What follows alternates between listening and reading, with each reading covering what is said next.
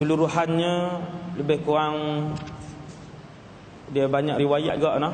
Yang kedua tu 83 orang lelaki dan 19 orang wanita. 19 orang wanita. Maksudnya yang dalam riwayat buku ni Ar-Rahiqul Makhtum bilangan keseluruhan tu 100 lebih. Lepas saya sebut tak sampai 100. Yang tu riwayat dalam kitab As-Siratul Nabawiyah. Dalam ni pengarang Syekh Safiyur Rahman pilih ada 100 lebih yang berhijrah.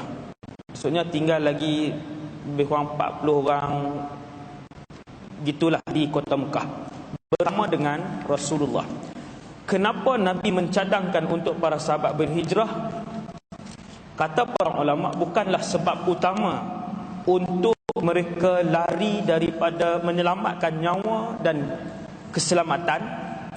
Yang tu salah satu. Kata para ulama juga, motif yang paling besar daripada menyelamatkan nyawa dan juga keselamatan umat Islam yang ditekan, yang disiksa, yang diazab di kota Mekah, kata para ulama, tujuan Nabi menghantar sekian ramai itu juga adalah untuk berdakwah, menyebarkan Islam ke seluruh tempat luar daripada kota Madinah. Itu antara tujuan utama. Kemudian Nabi kekal di Mekah bersama dengan tuduhan para sahabat yang lain. Tekanan masih banyak. Minggu lepas kita tengok sehinggakan Abu Talib memanggil Rasulullah dan memberikan kata putus. Setelah Abu Talib diberi kata dua oleh pemimpin Mekah, wahai Abu Talib, yang ni yang terakhir, kalau kamu tak halang anak saudara kamu, maka kami akan memerangi kamu dan anak saudara kamu. Habis, selesai. Maka Abu Talib pun panggil Nabi, wahai Muhammad, mereka bagi kata dua, hang kena berhenti hari ini juga. Kalau tidak, aku takkan pertahankan kamu. Ketika itulah Nabi sallallahu alaihi wasallam mengajar kita semua dalam berdakwah, iaitulah apapun keadaan yang diuji oleh Allah Subhanahu wa taala, semakin kuat ujian, maka semakin dekat seseorang dai kepada Allah Subhanahu wa taala. Makin banyak tekanan yang orang bagi, kita nak sebar Islam, orang bagi lagi banyak tekanan, maka lebih bersemangat Nabi sallallahu alaihi wasallam. Walaupun hati Nabi hati manusia biasa. Nabi sedih kalau orang hina Nabi, Nabi gembira kalau orang ziarah Nabi, macam manusia lain kan. Tapi Nabi ajak kita, bila Abu Talib, benteng kanan terakhir Rasulullah di kota Mekah,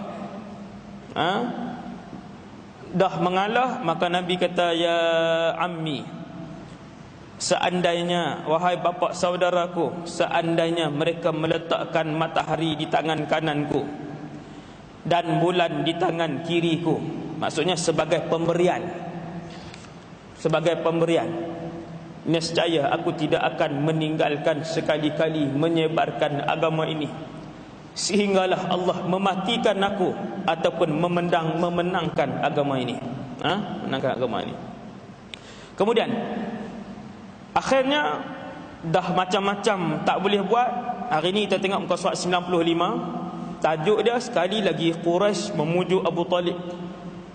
Quraisy pergi jumpa sekali lagi Abu Talib. Rupanya mereka bincang-bincang, ada satu benda lagi yang mereka nak tawar kat Abu Talib. Kita tengok apa dia.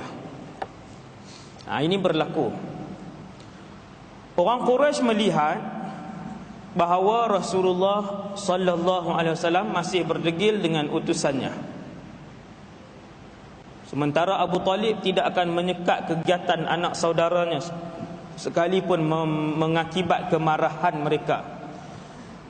Setengah daripada mereka pergi menemui Abu Talib sekali lagi, dan kali ini mereka membawa seorang pemuda bernama Amarah ibnul Walid ibnul Mughirah. Majlis tertinggi kota Mekah ni, maksudnya Menteri Kabinet Mekah, ada yang ambil inisiatif, dah duk tengok, cuba hak nu tak boleh, hak ni tak boleh, yang nu tak boleh. Mereka pernah tawarkan harta kepada Nabi. Mereka pernah tawarkan wanita kepada Nabi. Mereka pernah tawarkan jawatan raja kepada Nabi di kota Mekah. Semua Nabi tolak. Mereka tawarkan kepada Nabi untuk mereka sembah Allah sehari, Nabi sembah Tuhan mereka berhala sehari, pun Nabi tolak. Akhirnya dia berkata, kita ambil satu orang pemuda.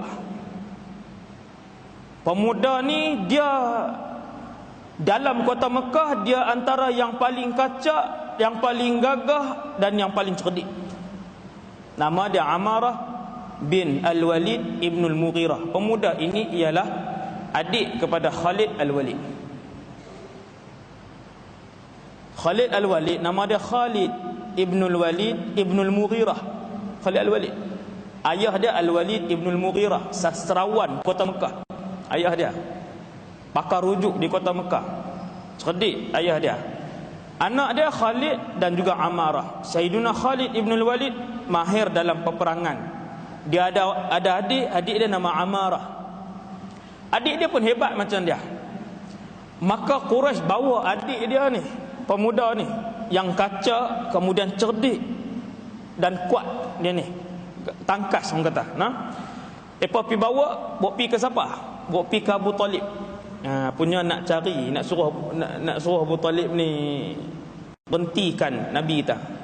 Kali ni dia bawa Amarah dan berkata, dia bawa pergi ke Abu Talib, wahai Abu Talib, kami bawa kepada anda seorang budak lelaki pintar,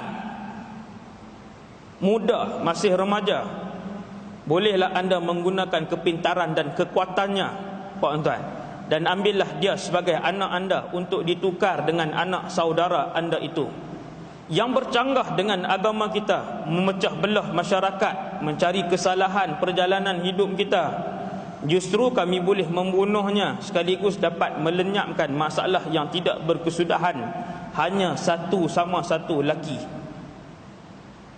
Tuan tengok, jadi tak cerdik juga. Mereka pergi cari satu orang lelaki muda, remaja lah, 20-an itulah lebih kurang, wallahu alam umur Amarah ketika tu 20-an ataupun 30-an. Dia ni dengan tampan, dengan tangkas, masih muda remaja lagi. Wahai Abu Talib, hang ambil dia ni, buat anak hang, bagi kat kami Muhammad. Hang ni buat sebagai anak kamu. Dia ni pun cerdik juga. Jadi mereka ingatkan tawaran itu diterima oleh Abu Talib kerana Amarah ni juga bukan calang-calang lelaki ataupun remaja dalam kota Mekah. Jawab Abu Talib, ini merupakan tawar-menawar yang tak adil. Bukan Abu Talib siapa saja, mana orang terima. Ni anak saudara kita, anak saudara pula yang kita bela daripada kecil. Anak adik kita. Abu Talib tu abang, ayah Nabi Abdullah adik. Anak adik kita bela anak adik kita macam anak kita. Bela sampai menikah, sampai besar, apa nak ambil, nak bunuh dia. Lepas tu ganti dengan orang lain. Mana kita mau? Walaupun ganti dengan 10 orang, bagi anak kita seorang, kita takkan mau. Maka yang itulah jawapan Abu Talib.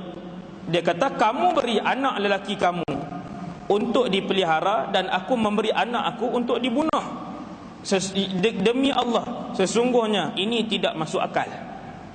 Empat bagi anak empat, nak suruh aku jaga elok, lepas tu nak suruh aku bagi anak menakan aku, apa nak bunuh dia. Ditolak oleh Abu Talib dengan baik. Kemudian habis yang tu. Tajuk ke-12. Itu antara tawaran lah yang berlaku pada zaman Nabi sallallahu alaihi wasallam. Nanti tuan-tuan dengar cerita tu, tuan-tuan tahulah berlaku waktu bila, kenapa dan sebagainya. Kemudian tajuk seterusnya, keputusan Durjana, konspirasi jahat untuk membunuh Nabi sallallahu alaihi wasallam. Kita tengok. Depa dah mula mesyuarat macam mana nak bunuh Muhammad. Begitu. Habis. Last jalan terakhir habis. Abu Talib memang walaupun dia agama kita dah tak boleh kompromi dengan Abu Talib. Dia tetap pertahankan anak menakan dia. Sekarang Quraisy dah masuk dalam peringkat yang paling kejam, iaitu macam mana nak bunuh Muhammad. Tuan, kita tengok Mula daripada hari ni, siapa rajin ngaji sirah ni, tuan-tuan tanda ngak berapa kali cubaan bunuh Rasulullah sallallahu alaihi wasallam, berpuluh-puluh kali.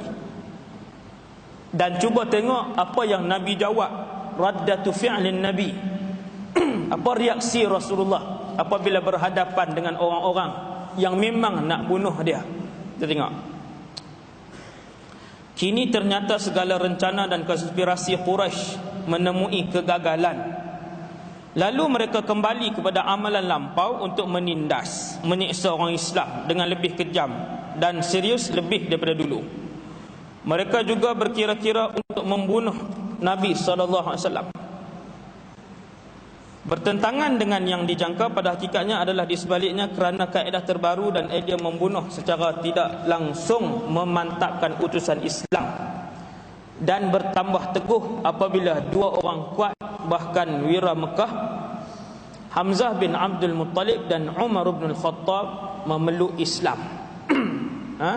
Dia tak masuk lagi cara terperinci hak bunuh tadi. Saya muka surat ni, muka surat satu lagi, La 96, muka surat 97. Cuma dia habang Quraisy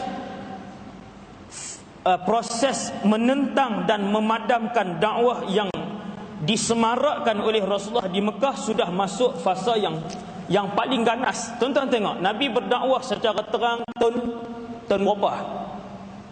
Tahun berapa kenabian? Tahun 3. Tahun 3, baru start tahun 3, baru Nabi war-warkan dakwah dia secara terang-terangan. Tahun ke-6 kerajaan Mekah telah pun bercadang untuk membunuh Rasulullah sallallahu alaihi wasallam. 3 tahun ya dakwah Nabi. Betapa berkesan dan gigihnya Rasulullah menyebarkan dakwah sehingga musuh berasa begitu terancam, tak boleh duduk. Musuh kata tak boleh. Bukan 30 tahun. Nabi baru bertabak 3 tahun, tetapi kegigihan Rasulullah, kesabaran Nabi menyebarkan Islam membuatkan orang Quraisy rasa begitu tergugat. Akhirnya ambil keputusan, rancang bunuh. Sepanjang 3 tahun, daripada tahun 3 kenabian sampai tahun 6 kenabian, macam-macam tawaran penentangan penyiksaan yang dilakukan. Masuk tahun ke-6, kita bunuh. Apa-apa mesyuarat, kita bunuh. Meluap-luap kebencian dan dendam kepada Nabi SAW hanya kerana Nabi membawa agama baru yang bertentangan dengan adat kehidupan mereka yang lama, yang boleh berzina, berleluasa ikut suka, boleh nak zalim orang mana pun boleh, nak menzalimi siapa pun boleh. Waktu tu arak ada pada hampir setiap rumah. Entah nak, akhirnya meluap-luap kebencian itu, sehinggalah salah satu daripada contoh tersebut Utaibah, surat 96. Utaibah bin Abi Lahab. Tengok tuan-tuan, nama ni jarang kita dengar. Nama anak Abu Lahab, nama dia Utaibah, laki-laki. Dia buat apa tuan-tuan? Punya marah ke Nabi. Dalam fatrah ni lah, dalam tahun ke-6 tu.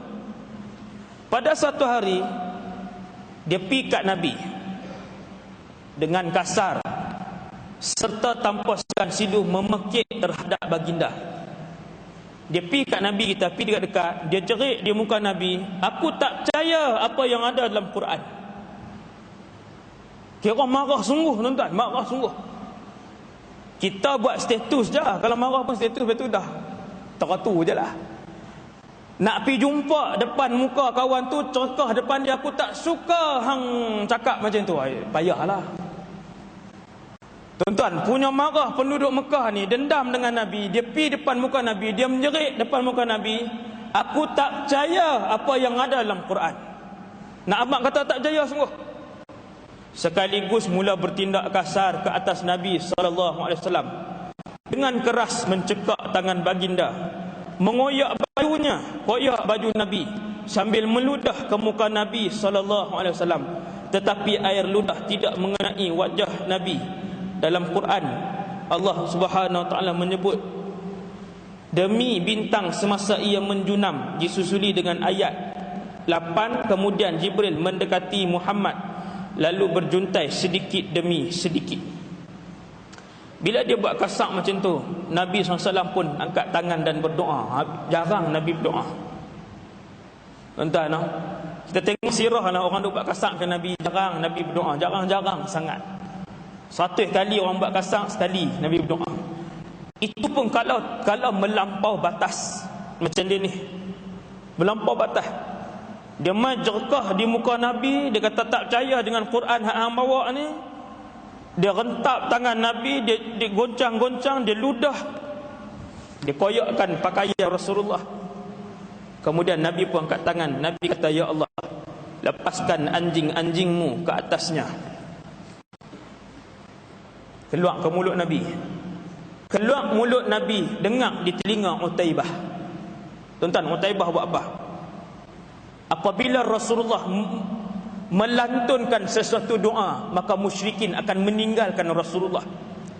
Kerana setiap kali mereka melemparkan pasir, batu, kayu, menampar kepala Nabi, selalunya Nabi takkan menjawab. Tapi kalau Nabi melantunkan sesuatu doa, seluruh penduduk Mekah percaya benda tu mesti jadi. Kerana Muhammad tidak pernah berbohong sejak daripada dia kecil, sampailah dia mengaku kata dia Nabi. Orang Quraisy cukup takut, tuan-tuan, dengan doa Nabi. Nabi orang baik, dia pun seronoklah tiap-tiap hari. Abu Lahab, Abu Jahal tampak Nabi buat, Nabi tak. Tapi bila keluar kok mulut Nabi, ya Allah, lepaskan anjing-anjingmu ke atasnya. Utaibah lepas Nabi. Kemudian Utaibah ada satu perjalanan nak pergi ke Syria. Dia nak pergi ke Syria. Dalam satu riwayat lain, Nabi berdoa singa. Ya Allah, kau hantarkan singamu kepadanya. Nya tu Utaibah. Bila Utaibah dia ada perjalanan nak pergi ke Syam, ke Syria, tak tahulah meniaga ke sebagainya, dia teringat doa Nabi, dia teringat doa Muhammad. Percayanya orang Quraisy beriman mereka dengan mulut Rasulullah. Dia mengupah pahlawan-pahlawan untuk keliling dia sepanjang perjalanan pergi dan balik. Dia tahu kalau Muhammad sebut mesti jadi. Duk takut dah ni, dia upah keliling ni pahlawan dia. Siap barang, maka dia pun pi dalam perjalanan sampai ke Zarqa, tak ada apa, selamat. Kemudian hampir sampai ke sana, tiba-tiba muncul seekor singa. Keluar mai singa, mai mana? Keluar mai singa tu terkam dan lompat ke tengah-tengah pengawal tadi. Utaibah duduk di tengah. Keliling dia pahlawan-pahlawan yang diupah, dia orang kaya, anak Abu Lahab.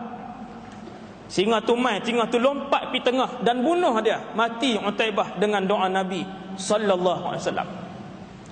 Tuan-tuan tengok dalam sirah betapa Allah SWT memakbulkan doa yang dilantunkan oleh lidah Nabi sallallahu alaihi wasallam.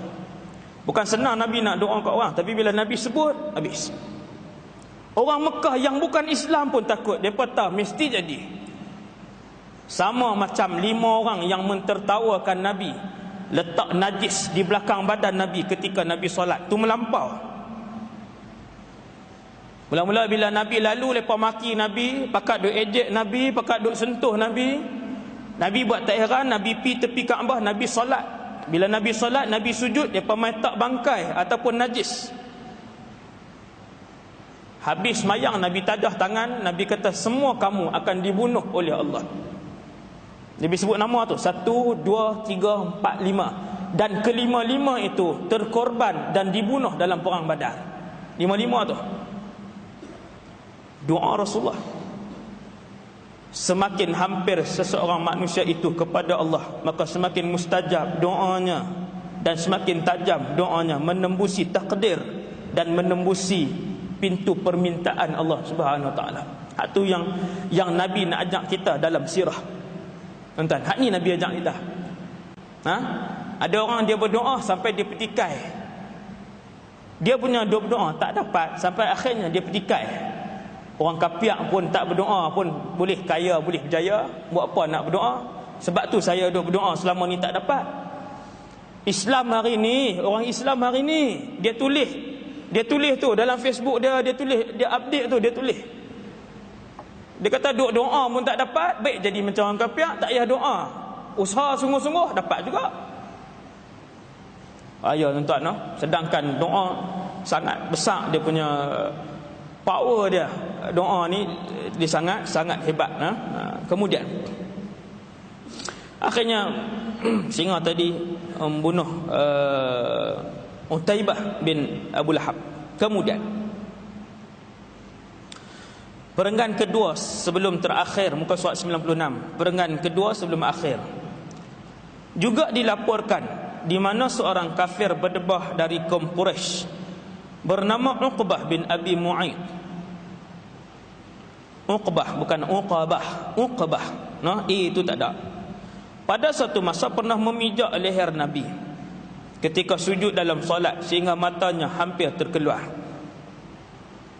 Tuan-tuan, hak ni Nabi tak doa apa? Tuan-tuan, bukan semua. Macam saya sebutlah, 100 yang orang buat ke Nabi, 1-2 aja yang Nabi doa. Nabi nak tunjuk, nak ajak kepada umat keseluruhannya. Berapa banyak pengajaran kita tengok tak sah.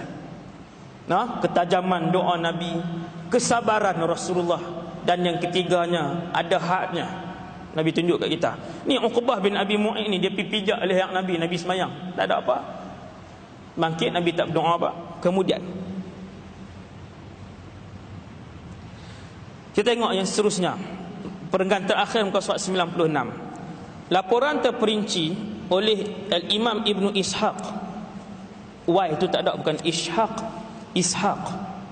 Imam Ibnu Ishaq merujuk kepada dendam kesumat orang-orang zalim untuk membunuh. Tuan-tuan tengok, dendam. Dia bukannya marah ke Nabi sebab Nabi curi duit orang Mekah ke, Nabi songlap bank Mekah, tak ada.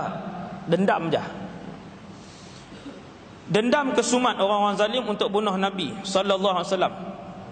Abu Jahal, musuh utama Islam, pada suatu masa berucap kepada rakan-rakan pengkhianatnya, katanya, wahai kaum Quraisy, nampaknya Muhammad bernekat untuk mencari kecacatan agama kita, meremeh nenek moyang kita, mengeji cara hidup kita, serta mengutuk Tuhan-Tuhan kita. Dengan bersaksikan Tuhan kita, aku akan membawa sebiji batu paling berat dan menghempak ke atas kepala Muhammad yang sedang sujud, agar dia binasa buat selama-lamanya. Yang ni cubaan bunuh pertama yang dilakukan oleh Abu Jahal. Abu Jahal ni mati dalam keadaan kafir. Ni dia punya cubaan dia. Daripada Nabi zahirkan Islam secara terang-terang, dialah yang pernah katok kepala Nabi dan sebagainya. Dia kata, dia panggil kawan-kawan dia, dia kata, hari ni aku nampak Muhammad semayang, saat lagi aku tak boleh sabar dah. Dia duk peleceh agama kita, dia duk merendahkan nenek moyang kita. Saat lagi dia semayang, aku nak angkat satu batu besar, aku nak hempak atas kepala dia. Setuju? Pakat setuju. Dia jadi hero lah. Ni tukang sorak duk belakang ramai ni, nangoi-nangoi ni, kan? Kemudian tuan-tuan, surat 97, para pendengar yang malang itu bersetuju. Duk keliling-keliling dia ni, dengan rancangannya malah menggalakkannya menterjemah kata-kata itu kepada tindakan muktamad. Dia berkata buat pada keesokan harinya. Tuan-tuan tengok, Abu Jahal, esokkan harinya Abu Jahal siap menunggu ketibaan pesuruh Allah untuk bersolat. Dia duduk tunggu Nabi nak semayang.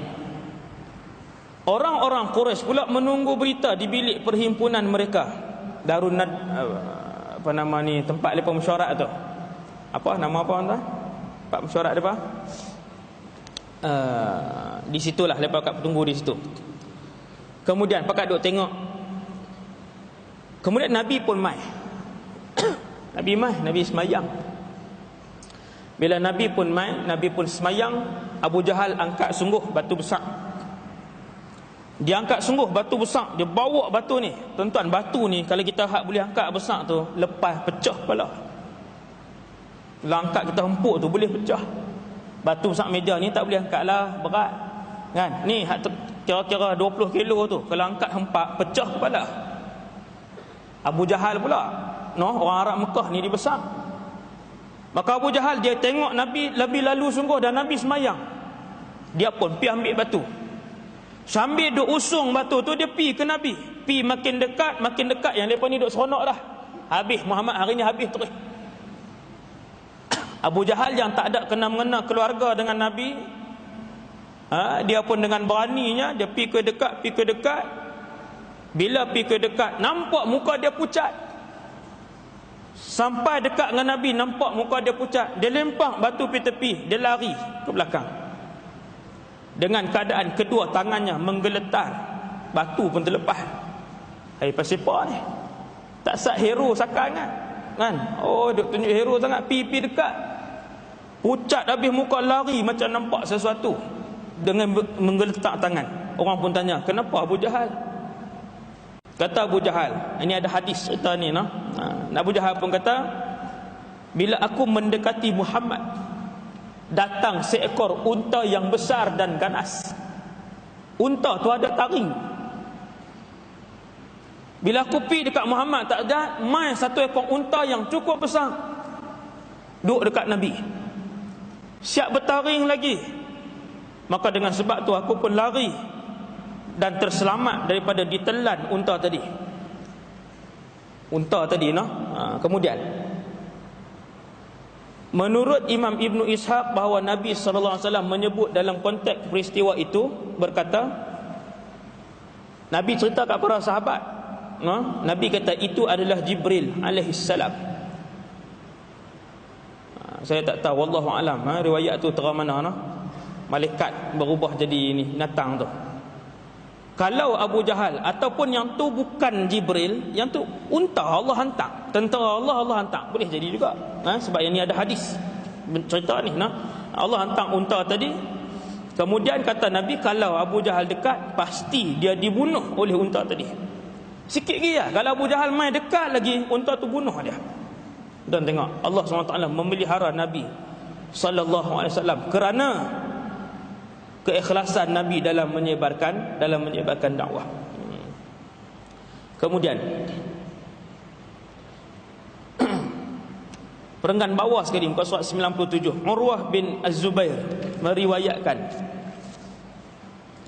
saya bertanya kepada Abdullah bin Amr ibn As, apakah perkara dahsyat dilakukan orang kafir terhadap Nabi sallallahu alaihi wasallam? Dan tengok nama dia ni. Urwah bin Zubair ni tabi'in. Dia tanya Abdullah bin Amr bin As. Abdullah bin Amr bin As ni dia sahabat, nama dia Abdullah, ayah dia nama Amr bin As. Kalau tuan-tuan ingat, kerajaan Mekah hantar 2 orang wakil kerajaan kota Mekah untuk bincang dengan Maharaja Habsyah. 2 orang tu Amr bin As kan? 2 orang tu Amr bin As, salah seorang dia. Tapi kedua-duanya masuk Islam lah. Amr bin As pun masuk Islam, anak dia pun masuk Islam. Orang tanya anak Amr bin As, apa benda dahsyat orang kafir buat kat Nabi SAW? Antaranya, dia pun jawab, dia kata ada satu ketika Nabi SAW bersolat di Al-Hijr Kaabah. Uqbah ibn Abi Mu'aid, tuan-tuan punya buku tu ditulis Uqbah bin Mu'aid tambah Abi Mu'aid, nama pimpinan tu Mekah tu. Dia tak Islam dia ni. Uqbah bin Abi Mu'aid datang, lantas melilit pakaiannya pada leher Nabi dan mencekiknya dengan keras. Tuan-tuan, Uqbah bin Abi Mu'aid ni dulunya dia adalah kawan Nabi sallallahu alaihi wasallam. Ni kawan Nabi, tuan, kawan. Tapi bila Nabi sebarkan Islam, dia antara orang yang paling kasar dengan Nabi. Juga pernah meludah muka Nabi sallallahu alaihi wasallam. Allah merakamkan betapa menyesalnya Uqbah bin Abi Mu'aid di padang mahsyar nanti kerana tersalah memilih kawan. Dan betapa beruntungnya kalaulah di bumi Mekah dulu ni Uqbah memilih untuk terus berkawan dengan Rasulullah sallallahu alaihi wasallam. Ada tuan-tuan dalam Quran disebutkan, saya tak ingat ayat dia, pasal kawan. Pasal kawan. Dia ni dia pernah mai kat Nabi, dia lilit baju Nabi di leher dan cekik Nabi dengan keras. Boleh mati lah. Waktu dia tengah lilit, dia seorang aja lilit Nabi, cekik Nabi. Lalu Abu Bakar pun lalu. Abu Bakar ternampak, maka larilah Abu Bakar pergi ke Nabi. Dan bayang suasana Abu Bakar lalu Lalu nampak, oh mereka duk buat Nabi lagi. Dia pun lalu lari pergi ke Nabi dan menolak Uqbah bin Abi Mu'aid daripada Nabi sallallahu alaihi wasallam. Kemudian Abu Bakar kata satu perkataan yang sangat masyhur sampai hari ini.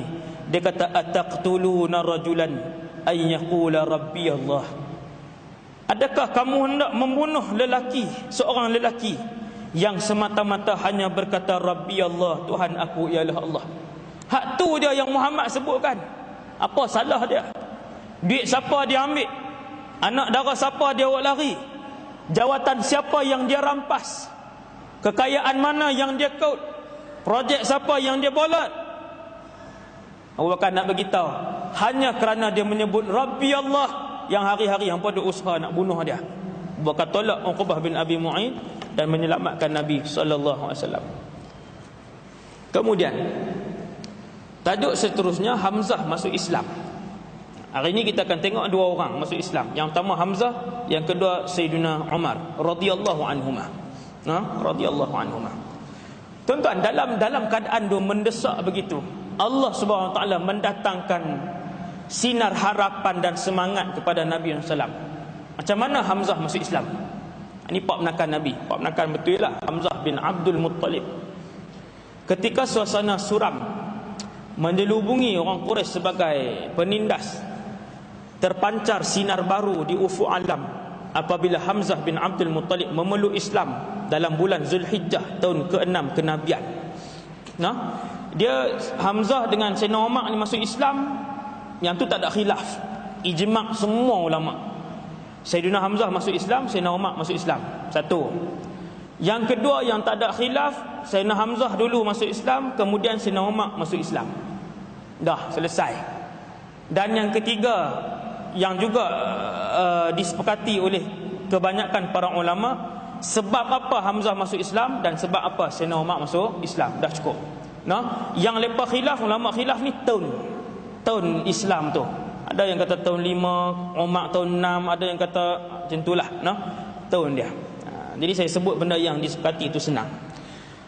Jadi dalam kitab ni Syekh Safiyur Rahman Mubarakfuri dia pilih bahawa Sayyidina Hamzah masuk Islam bulan Zulhijjah tahun 6 kenabian. Maksudnya waktu tu Nabi umur 56, 46. Tahun ke-6 kenabian 46. Betul lah. Kemudian ada satu riwayat menceritakan pada satu hari, yang ni punca pasal apa Hamzah masuk Islam. Ketika Nabi SAW sedang duduk di pinggir Bukit Safa, tuan-tuan tengok tiba-tiba Abu Jahal melintas sambil mencerca agama yang disebarkan oleh Rasulullah. Tak ada pasal Nabi duduk, dia rehat, Nabi duduk tengah rehat di Bukit Safa tu. Abu Jahal bila dia tengok Nabi kita, dia terus buat keluar perkataan tak elok. Muhammad ni duk bawa agama gila ni, duk buat apa? Lah tak ada pasal. Tak apa. Dia cerca agama Nabi, iaitu agama Islam. Tanpa siapa menghalang, Abu Jahal dia ambil sebutir lalu dia ambil sebutir batu, lalu dilemparkannya kepala Nabi sampai berdarah. Hari-hari tuan, hari-hari. Ini Nabi buat apa? Satu lagi riwayat dalam kitab sirah lain, dia tampak muka Nabi. Lepas dia maki Nabi, dia hina agama yang Nabi bawa, agama Islam kita ni. Dia pergi depan Nabi, dia tampak dalam riwayat lain, dia baling batu, berdarah muka Nabi. Sama ada dia tampak atau dia baling batu, kedua-dua riwayat sebut berdarah muka Nabi, berdarah muka Nabi. Tetapi ketika itu Nabi tidak mengangkatkan tangannya. Nampak tuan? Nabi bukannya satu Nabi yang orang buat dia, ya Allah turunkan bukit ke atasnya. Seronok abang turun bukit. Orang buat dia, ya Allah telanlah dia ni, bumi pun buka telan. Tak. Tuan-tuan, Abu Jahal buat Nabi ni waktu ni, dan Nabi tak berdoa, bahkan Nabi tidak membalas sedikit pun. Padahal baginda lah orang yang paling tangkas dan gagah di kota Mekah ketika tu. Apabila dicabar, dulu saya cerita ni ahli gusti, pahlawan Mekah, cabang Nabi ni. Cabang lawan lah, lawan tumbuk ni. Bukan lawan lari, lawan tumbuk. 2 orang cabang Nabi. Kedua-duanya dikalahkan oleh Rasulullah. Baru orang tahu kuat rupanya Muhammad. Ingatkan jenis bawa tasbih pergi masjid macam tu lembik ya. Depa duk tengok Nabi tak balas bila orang buat jahat. Depa ingat Nabi lembik. Depa ingat Nabi takut lawan. Bukan. Semua rasul yang diutuskan oleh Allah adalah gagah. Gagah. Hebatnya seorang manusia ni bila dia gagah dan dia tak buat orang. Hak ni muntaha. Orang kata apa? Kemuncak kepada kehebatan seorang manusia. Bila dia mampu untuk buat orang tapi dia tak buat bila orang tu sakiti dia. Itulah Rasulullah sallallahu alaihi wasallam. Bila Abu Jahal buat dia sampai berdarah muka dia, kemudian si Jahannam itu menyertai satu perhimpunan Quraisy, bangga habislah. Abu Jahal bila dia boleh buat, dia pergi balik tempat lepas tu dia berhimpun tu. Oh, dia cerita, tak start aku sekian. Kebetulan selepas itu lalu Hamzah dalam perjalanan pulang selepas berburu dengan busar panah tergantung di bahunya. Seorang hamba perempuan milik Abdullah bin Jada'an ternampak kejadian khianat Abu Jahal lalu memaklumkan kepada Hamzah serangan tu. Tuan-tuan, dia buat Nabi, berdarah muka kepala Nabi. Nabi tak balas, Nabi tak doa. Nabi nak ajak kita semua. Abu Jahal pun pi dengan cukup banggalah. Dia pun pi. Ada satu orang perempuan nampak. Noh? Ini tugas orang perempuan lah ni. Nasib baik juga kan. Kalau tak ada dia nampak. Bila dia nampak orang buat kepada nak menakan Hamzah macam tu, dia pun dandan pi ni. No? Kalau WhatsApp ada waktu tu, WhatsApp adalah satnya. Pi cari Hamzah. Dia cari Hamzah, dia kata, "Wahai Hamzah, tak tahu lagi kah? Tak sat." Hamzah tanya, "Benda apa?" Hamzah baru balik buru singa. Bukan buru arnab tuan. Memburu singa dalam kitab Sirah An-Nabawiyah. Dr. Abdul Hasan Ali Al-Hasani An-Nadwi. Baru balik buru singa, ni duk galah panah lagi. Perempuan tu main bagi tahu, "Wahai Hamzah, tak tahu kah? Tahu apa? Abu Jahal dia tampak kepala nak menakan kamu, berdarah kepala Muhammad. Dia tampak kepala nak menakan kamu, berdarah kepala ni." Ataupun dia baling batu, 2 riwayat tu. Abu Jahal naik atas kuda dia, sambil panah duk ada di sini, dia pun pergi cari. Cari-cari Abu Jahal duk tengah sembang kemas dengan semua ni hak menteri-menteri lain ni. "Aku buat dah, kena dah dengan aku." Orang lain bukan berani buat. Mai Hamzah, Sayyidina Hamzah buat peluang hak panah tadi, dia ketuk kepala Abu Jahal, mengalir darah ni.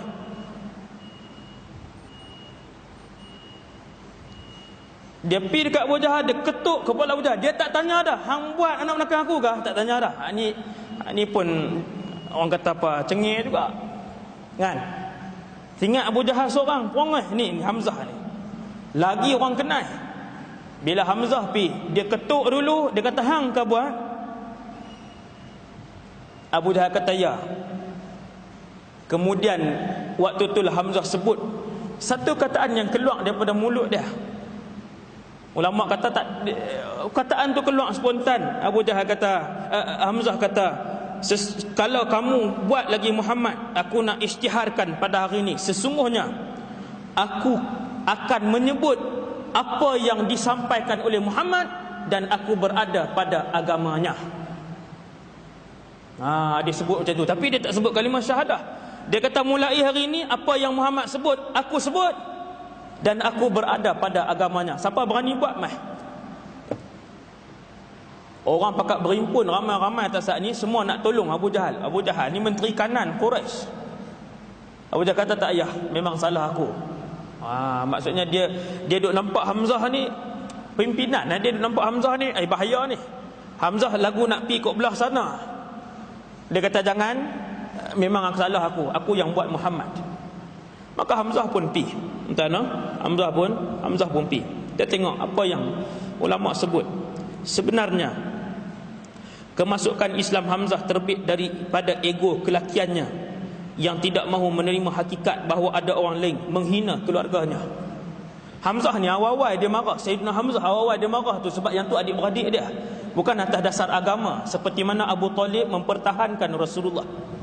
Hanya adik-beradik dia. Dan terkeluar kat mulut dia, kalau hampa buat Muhammad sebab Muhammad sampaikan Islam, aku juga sebut apa yang Muhammad sebut. Tuan-tuan nampak tak atas saat dia sebut, Hamzah sebut Maka dengan sebab itu kata para ulama, Hamzah ni awal tu dia masuk Islam, sebab itu akhirnya timbul keikhlasan dalam hatinya untuk benar-benar menganut agama Allah. Dia pergi jumpa Nabi, dan melafazkan syahadah, asyhadu an la ilaha illallah wa annaka rasulullah. Nabi seronok ni, tak sadar ceritalah betapa Rasulullah gembira bila pak menakan betul dia masuk Islam. Pak menakan Nabi, sungguh-sungguh punya pak menakan. Nabi tak ada siapa dalam dunia ni, Nabi tak ada mak, Nabi tak ada ayah, Nabi tak ada adik-beradik, Nabi tak ada abang, Nabi tak ada kak, Nabi tak ada adik. Bila bapa saudara benar Nabi masuk Islam, tuan-tuan ulama sirah cerita Nabi ni punya seronok. Seronok Nabi itu sama macam sedih Nabi yang kita akan tengok nanti ketika mana Hamzah dibunuh dalam perang Uhud. Nanti kita akan tengok akhirnya Sayyidina Hamzah dia masuk Islam, dan dia menjadi orang yang mempertahankan Islam ketika tu di kota Mekah. Nabi berasa senang waktu tu.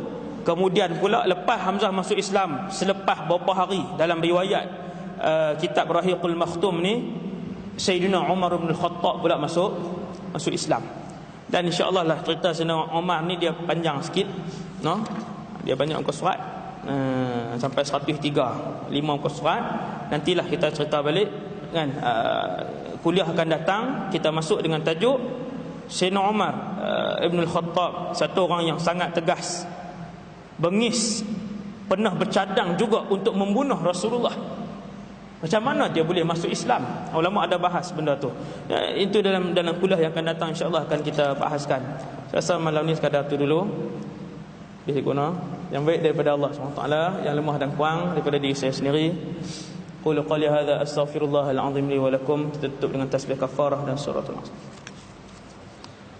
Subhanakallahumma wa bihamdika asyhadu an la ilaha illa anta. Bismillahirrahmanirrahim. Alhamdulillah wassalatu wassalamu ala Rasulillah. Allahumma 'allimna ma yanfa'una, ya Allah, ajarkan ilmu yang bermanfaat pada kami. Wanfa'na bima 'allamtana, ya Allah, manfaatkanlah ilmu yang Kau curahkan pada kami. Wazidna 'ilman wa 'amalan wa ikhlasan fi hayatina. Tambahkanlah kepada kami, ya Allah, ilmu, amal, ibadah dan keikhlasan dalam kehidupan kami. Jadikanlah cinta Rasul merupakan cinta yang kedua yang ada dalam hati kami selepas mencintaimu, ya Allah. Wa sallallahu ala sayyidina Muhammad wa ala alihi wa sallam walhamdulillahi rabbil alamin. Assalamualaikum warahmatullahi wabarakatuh.